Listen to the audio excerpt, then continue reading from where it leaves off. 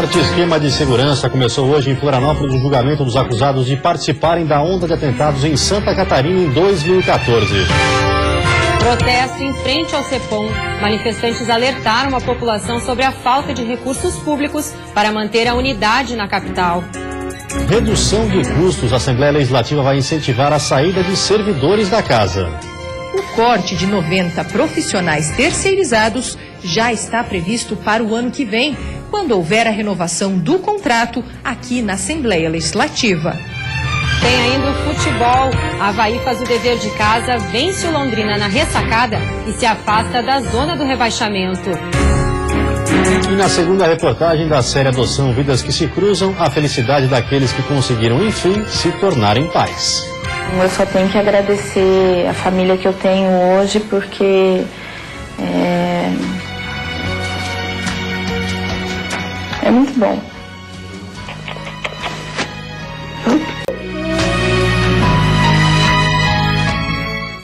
O Band Cidade desta quarta-feira já está no ar.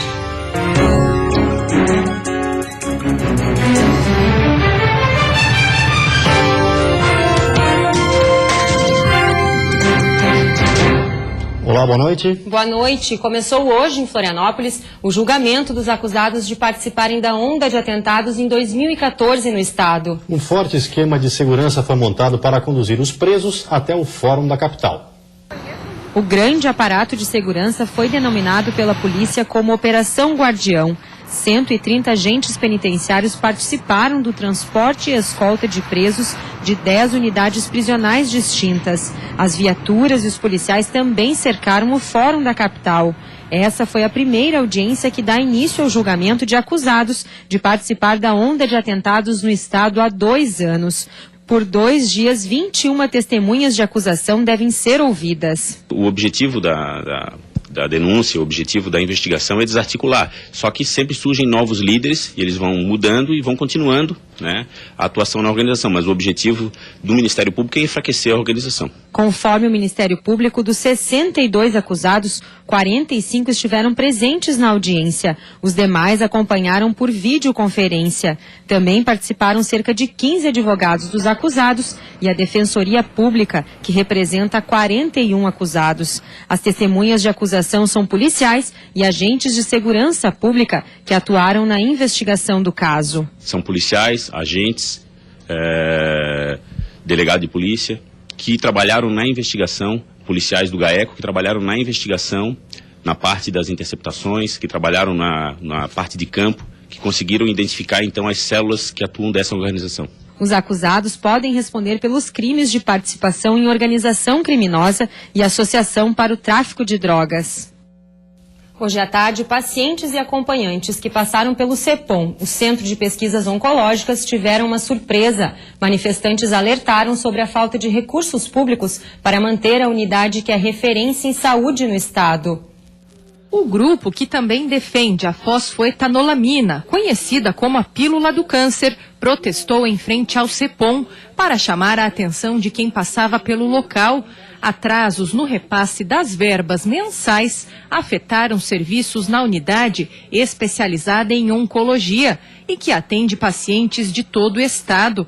Na semana passada, a FAES, fundação que administra o CEPOM e o EMOSC, alertou para o cancelamento de exames e serviços caso o dinheiro não fosse pago em breve pelo governo do estado. Todos os meses, EMOSC e CEPOM recebem cerca de 12 milhões de reais. A proposta da Secretaria da Saúde é regularizar os pagamentos a partir de agosto e ainda depositar 18 milhões de reais para diminuir a dívida aos poucos. A FAES contabiliza mais de 43 milhões de reais em atraso.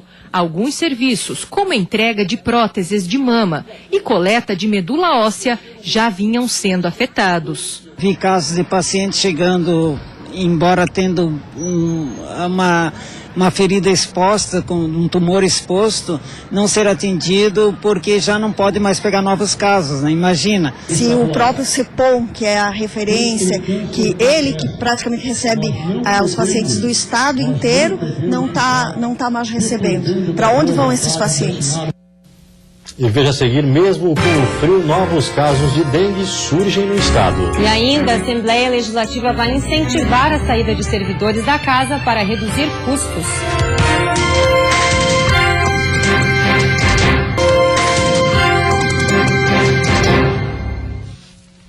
Mesmo com o frio, o mosquito Aedes aegypti continua circulando pelo estado e transmitindo doenças. Novos casos foram confirmados pela Diretoria de Vigilância Epidemiológica. 4 novos casos de febre chikungunya, 7 de zika vírus e 7 de dengue contraídos dentro do estado foram confirmados pela Diretoria de Vigilância Epidemiológica.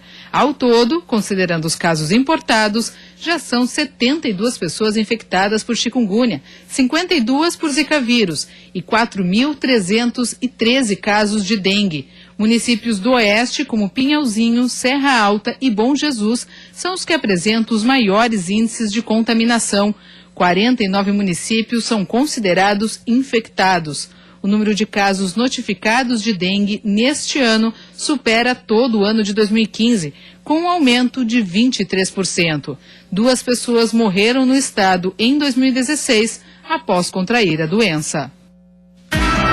Apesar do sol aparecer em todas as regiões, o frio intenso volta nesta quinta-feira. Os termômetros devem registrar mínima de 5 graus negativos na Serra. No oeste, o amanhecer será de menos 2 graus. Já no Vale do Itajaí, a mínima deve ficar em 0 grau. Mas durante a tarde, o sol aquece a região e os termômetros chegam aos 16. Na Grande Florianópolis e no litoral norte, mínima de 8 graus. E as máximas ficam entre 16 e 18 graus. Redução de custos. A Assembleia Legislativa de Santa Catarina vai incentivar a saída de centenas de servidores da casa. A matéria já havia sido aprovada por unanimidade, mas foi vetada pelo governador. Hoje, os parlamentares derrubaram a decisão do Executivo e reafirmaram a proposta de aposentadoria para servidores efetivos da casa. Criando condições para uma nova carreira absolutamente afinada com as necessidades administrativas da casa. Cargos de nível médio, que hoje, na sua grande maioria, são muito antigos por serem feitos ainda há muito tempo, nós temos muitas pessoas que estão aptas à aposentadoria. Na Alesc, 222 dos 818 servidores efetivos estão aptos a se aposentar, mas agora vão poder regulamentar situações referentes a licenças premium, que já estão ou poderiam ir ao judiciário. Essa é uma reivindicação histórica dos funcionários da Assembleia e a gente acredita que o presidente Meri está fazendo justiça com os funcionários, uma vez que a venda da licença premium é um direito adquirido. O Legislativo concordou em pagar o equivalente a 30 milhões de reais.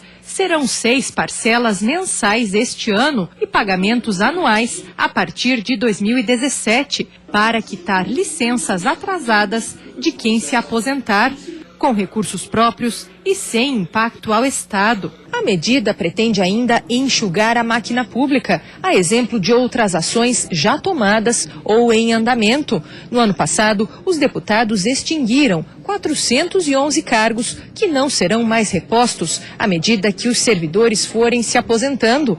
Além disso, o corte de 90 profissionais terceirizados já está previsto para o ano que vem, quando houver a renovação do contrato aqui na Assembleia Legislativa. No próximo bloco tem futebol. Avaí vence o Londrina e se distancia da zona do rebaixamento. Já Figueirense e Chapecoense entram em campo logo mais pela Copa do Brasil.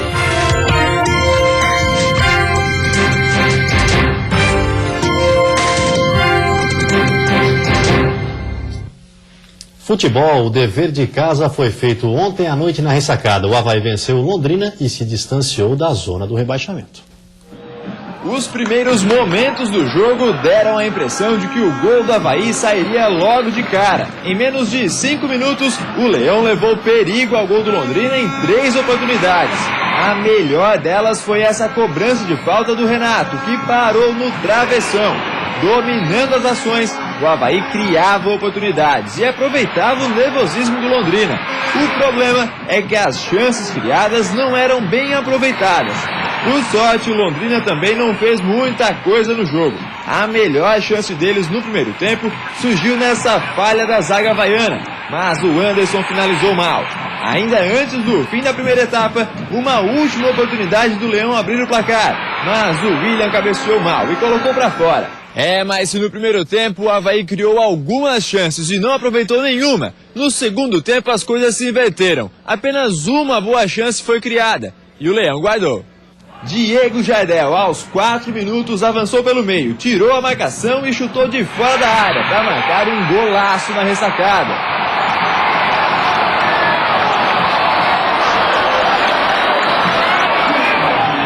Mas foi só também. O Avaí não conseguiu criar mais nada depois do gol e ainda deu campo para o Londrina jogar. O time adversário, porém, criou poucas chances de gol. Já no fim do jogo, o germano de cabeça chegou perto do empate, mas a bola foi para fora e a vitória havaiana estava garantida. Feliz pela vitória, sim. A gente, até o fim da rodada, a gente baixa para 11º, distancia, que era a nossa ideia do grupo lá de trás. E agora vamos buscar essa vitória lá em Pelotas, ou lá em Caxias, para finalizar o primeiro turno, pelo menos com 26 pontos. O Criciúma continua treinando forte para o jogo contra o Vasco fora de casa. A equipe já sabe que um empate já é um bom resultado. A ausência de Niltinho no ataque do Tigre abre espaço na equipe. Roberto Cavalo tem a opção de usar o xará Roberto na posição. Ele já atuou contra o Paraná e participou do lance do terceiro gol do Tigre. Foi dele o cruzamento que acabou no gol de Ricardinho. Fica mais fácil, né? Botar a bola na linha de fundo e cruzar para os atacantes, no caso o Gustavo, quem tiver entrando na área. O Rafa protegeu a bola ali, no bico da grande área, e tocou a bola para mim. Teve 2 desvios, né? E foi onde conseguimos achar o Ricardinho e ele foi feliz em fazer o gol. Roberto Cavalo ainda não confirmou a equipe que enfrenta o Vasco sábado em São Januário, mas já sabe que a missão de encarar o líder da Série B não será das mais tranquilas. Para o atacante Roberto, quem sabe até um empate já ficaria de bom tamanho. Por enquanto, ele torce por um espacinho no time. O professor não falou nada com a gente ainda, e o que ele optar, com certeza, quem entrar vai ter que dar conta do recado e tentar fazer o melhor possível. Copa do Brasil, o Figueirense joga daqui a pouco às 7h30 contra a Ponte Preta em Campinas. A novidade no jogo de volta da terceira fase pode ser a estreia de um garoto da base de apenas 18 anos. A Argel Fux gosta de recuperar o futebol de jogadores que já mostraram potencial em outros tempos. Dodô é um exemplo. Passou a ter mais chances com a Argel e contra o Corinthians mostrou que ainda pode ajudar muito o Furacão. E além de recuperar jogadores, a função do treinador é achar novas opções dentro do grupo. A Argel Fux já tem um novo nome na base. Um dele é Índio, atacante de apenas 18 anos. É um jogador rápido, velocista, que segura bem a bola, que protege bem a bola. Tem apenas 18 anos, mas não precisa ter idade para jogar futebol, né? Tá certo, tá aí o garoto. E ele está entre os relacionados para o jogo contra a Ponte. Quanto ao time titular, apenas 2 mudanças. Como Rafael Silva e Pará não podem ir para o jogo porque já atuaram em outros times na Copa do Brasil, Badi e Marquinhos Pedroso estão entre os 11 iniciais. Índio começa no banco, mas Argel disse que, em caso de necessidade, acha que o garoto de 18 anos está preparado para entrar. E o comandante diz isso por experiência própria. Mas é assim que começa. Eu também um dia fui garoto, também tive 17 anos e me colocaram no profissional. Também às 7h30 pela Copa do Brasil, a Chapecoense enfrenta o Atlético Paranaense na Arena Condá. Chegar à terceira fase da Copa do Brasil já foi um feito inédito para a Chapecoense, mas o clube do oeste do estado quer mais. Se está entre os 20 melhores do Campeonato Brasileiro, por que não estar entre os 16 melhores da Copa do Brasil? Para isso acontecer, a Chape vai precisar furar a defesa do Atlético Paranaense. Nos últimos 3 jogos entre os dois times, o placar não saiu do 0-0. Se tá difícil a gente marcar gol, também tá difícil deles fazer gol na gente, né? Então, em alguns confrontos aí direto contra eles, né? Os últimos 2 foram 0-0. Eu espero que nessa quarta a gente possa vencer, dependente de quem vai fazer o gol, e passar de fase. Com mudanças no time, a Chape deve ter Danilo no gol, Jimenez, Rafael Lima, Diego e Denner na defesa, Gil, Josimar, Kleber Santana, Lucas Gomes e Johan formam o meio-campo, com Bruno Rangel no ataque. Do outro lado, o Atlético Paranaense deve ter força máxima contra a Chape. O técnico Paulo Autuori treinou o time titular com Everton no gol, Léo, Paulo André, Thiago Heleno e Sid Clay na defesa. O meio-campo tem Otávio, Hernani e Vinícius, com Pablo, Iago e Walter no ataque.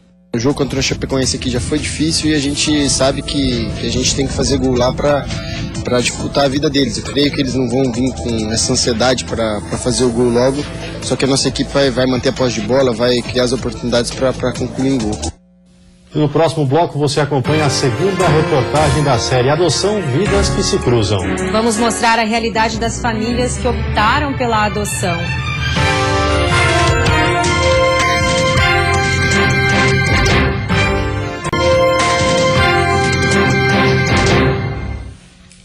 A emoção de carregar a tocha olímpica vem contagiando brasileiros por todos os cantos do país.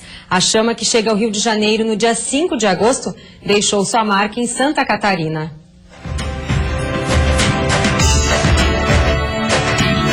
Minha vida é andar por esse país.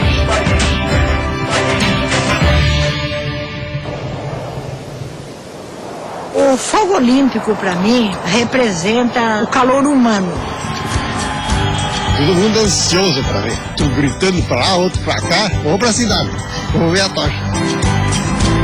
Um marco nosso, né? A nossa comunidade, a gente poder bater no peito e falar assim, a tocha passou aqui. Gente! Minha vida é andar por esse país.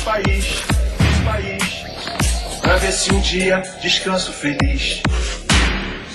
Guardando as recordações das terras onde passei. Andando pelos sertões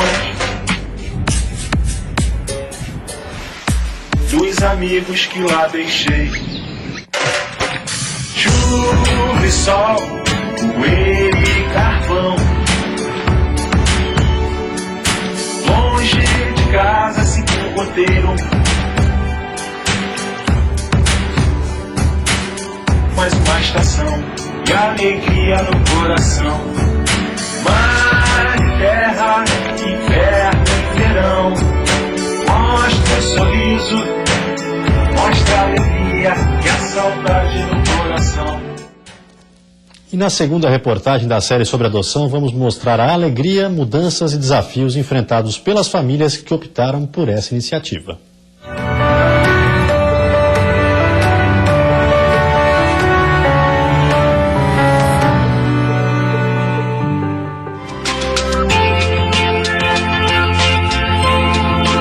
Depois de perder um bebê no primeiro mês de gestação, Thaís expôs ao marido um desejo que vinha desde a adolescência.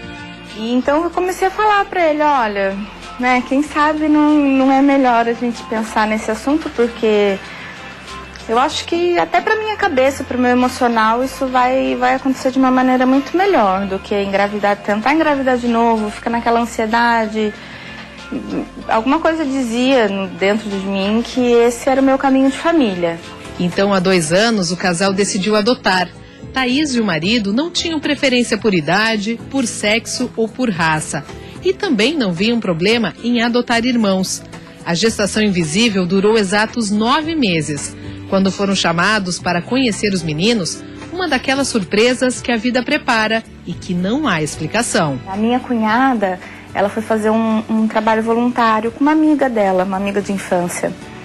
E essa amiga trabalha numa ONG, né, num projeto de comunidade. E ela foi junto ajudar a amiga. E lá ela conheceu o meu mais velho. E ela chegou aqui em casa e falou, eu conheci um menino que podia ser teu filho, ele é você inteirinho. Não fisicamente, mas o jeito. Aí eu fiquei alucinada, né? Eu só sabia os nomes e as idades. Sabia que ele tinha um irmão, ela só conheceu o mais velho. E aí, o dia que a assistente falou os nomes pra gente, as idades, eu olhei pro meu marido e falei, lembra, são eles? E isso tinha sido há 6 meses atrás, né? Então, assim, não tem como não acreditar que foi Deus que me mandou, sabe? Eram eles, tinha que ser. E de repente, tudo mudou. A família passou a ter 2 integrantes a mais, um de 5 e outro de 8 anos.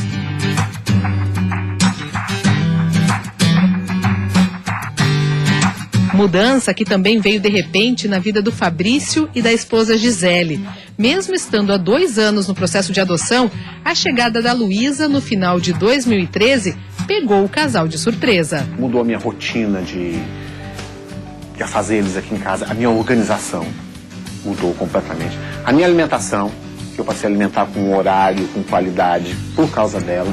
Então foi tudo assim. E a gente foi aprendendo na lida, como a gente diz, né? Como ser pai, como ser mãe. Oi, minha filha. Oi, menina linda. Luísa chegou com 22 dias. Gisele conseguiu licença maternidade, mas depois de 5 meses teve que voltar a trabalhar. Sem parentes próximos e com a decisão de não colocá-la tão pequena na creche, Fabrício assumiu a função de cuidar da bebê e trabalhar em casa. Se tornou pai em tempo integral. Não imaginei que eu fosse ficar com ela 24 horas por dia, que eu fosse cuidar dela. Achei que fosse ser... Nunca imaginei que a vida fosse me levar a esse ponto, assim, um pai em tempo integral, vamos dizer. Mas, assim, a melhor coisa que me aconteceu. E não importa se o filho veio de uma gestação ou de uma adoção, as dúvidas são iguais em todos os pais. Os medos, os desafios, as descobertas são tão parecidas que o Fabrício decidiu dividir isso com outras pessoas. Através do Diário do Papai, todas as etapas da vida da Luísa são compartilhadas na internet.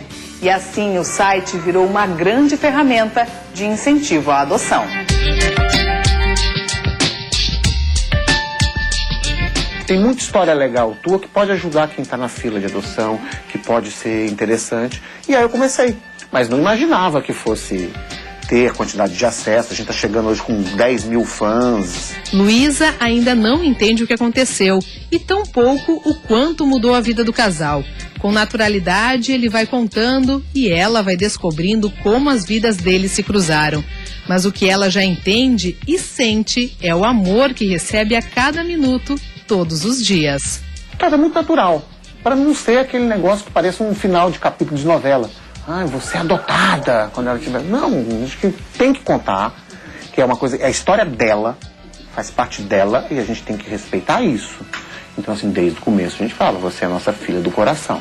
Os filhos são do coração, mas os laços que unem a Thaís aos meninos e o Fabrício à Luísa são tão fortes quanto o amor que hoje há nessas duas famílias. Eu só tenho que agradecer a família que eu tenho hoje, porque é muito bom. A gente ama você, viu? Obrigado, viu?